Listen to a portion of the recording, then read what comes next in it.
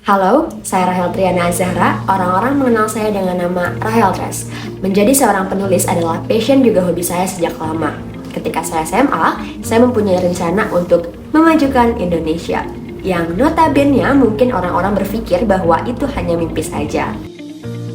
Tahukah Anda bahwa UNESCO menyebutkan Indonesia sebagai urutan kedua dari bawah soal literasi dunia? Menurut data UNESCO, minat baca masyarakat Indonesia sangat memprihatinkan.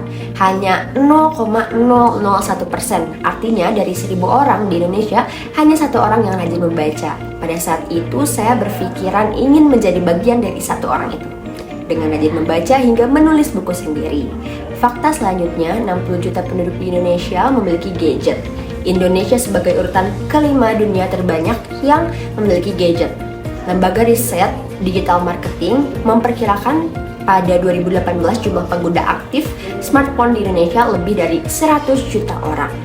Ironisnya, meski minat baca buku rendah, tapi orang Indonesia bisa menatap layar gadget kurang lebih 9 jam sehari. Salah satu yang menakjubkan, warga Indonesia di Jakarta khususnya tercatat paling aktif dalam menuliskan segala bentuk unek-unek di Twitter, lebih dari 10 juta tweet setiap harinya. Dengan fakta yang ada, sebetulnya orang-orang di Indonesia itu suka membaca dan menulis, akan tetapi dalam wadah yang berbeda. Kita dapat mengubah sedikit demi sedikit minat baca di Indonesia dengan versi yang berbeda. Oleh karena itu, Trust Company hadir dengan nama program kerja TrustCare. TrustCare akan bergerak pada fokus utamanya yaitu literasi dan digital. Nantinya siapapun yang bergerak dengan kami akan mendapatkan banyak benefit yang bisa didapatkan, seperti program 1 hari membaca 1 buku kesukaan, lalu ada pelatihan menulis buku hingga mahir, penerbitan buku, baik itu hard copy maupun e-book, hingga pengurusan ISBN atau International Standard Book Number. Selain itu, TrustCare akan memiliki akun di setiap platform sosial media, dan hal ini memungkinkan para membership untuk bergabung dengan konten positif kami kepada halayak yang lebih luas.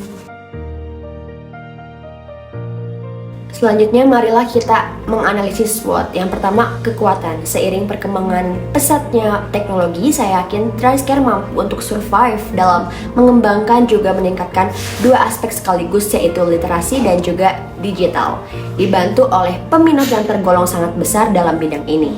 Lalu kelemahannya, yaitu kita harus memikirkan minat dan juga keinginan dalam mengenai literasi di Indonesia. Lalu juga ancaman dengan adanya pesaing yang lebih dahulu, seperti misalkan Wattpad, membuat TrustCare harus usaha lebih keras untuk mendapatkan pasar dan branding yang baik. Akan tetapi ada peluang nih dengan inovasi yang saya buat, dan tadi sudah disampaikan pada bagian layanan. Saya yakin TrustCare mampu bersaing dengan pasar-pasar lain. Dan juga ada poin plus dan plus yang dilakukan oleh TrustCare Company.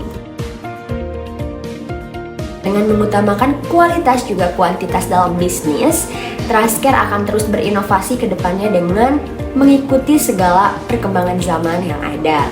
Demikianlah presentasi bisnis dari saya, Rahel Trust, founder Trust Company. Saya berharap program kerja yang saya buat dapat mengudara lebih jauh dan bermanfaat bagi orang-orang sekitar dengan cara meningkatkan minat baca sehingga dapat memajukan bangsa. Terima kasih dan sampai jumpa.